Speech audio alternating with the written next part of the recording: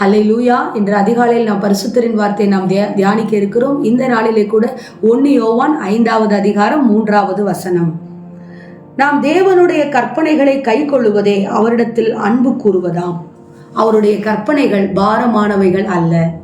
அவருடைய கற்பனைகள் பாரமானவைகள் அல்ல. நம்மளை நல்வழிப்படுத்தவே கர்த்தர் நமக்கு கற்பனைகளை கொடுத்திருக்கிறார். நாம் ஆசீர்வாதமாக இருக்கும்படிக்காக தான் கர்த்தர் நமக்கு கற்பனைகளை கொடுத்திருக்கிறார்.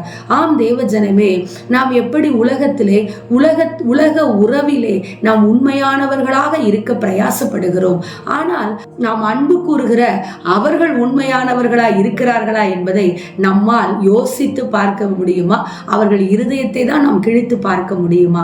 ஆனால் தேவனாகிய கர்த்தர் சொல்லுகிறார், நம்மை படைத்தவர், நம்மை சிருஷ்டித்தவர், வானங்களை உண்டாக்கின தேவனாகிய கர்த்தர் சொல்லுகிறார், நீங்கள் வசனத்தை கை கொள்ளும் பொழுது, அவருடைய கற்பனைகளை கை கொள்ளும் பொழுது அவரிடத்தில் நீங்கள் அன்பு கூறுகிறீர்கள்.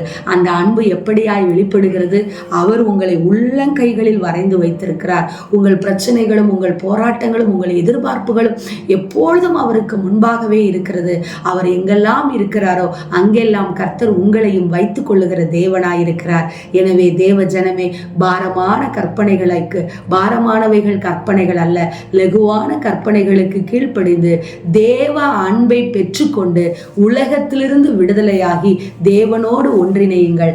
நிச்சயம் கர்த்தர் ஆசீர்வதிப்பார். ஆமென். ஸ்தோத்திரம். எங்களை நேசிக்கிற எங்கள் நல்ல தகப்பனே, இந்த நாளிலே நாங்கள் கேட்ட வார்த்தையின் பிரகாரமாக உம்முடைய கற்பனைகள் பாரமானவைகள் அல்ல ராஜா.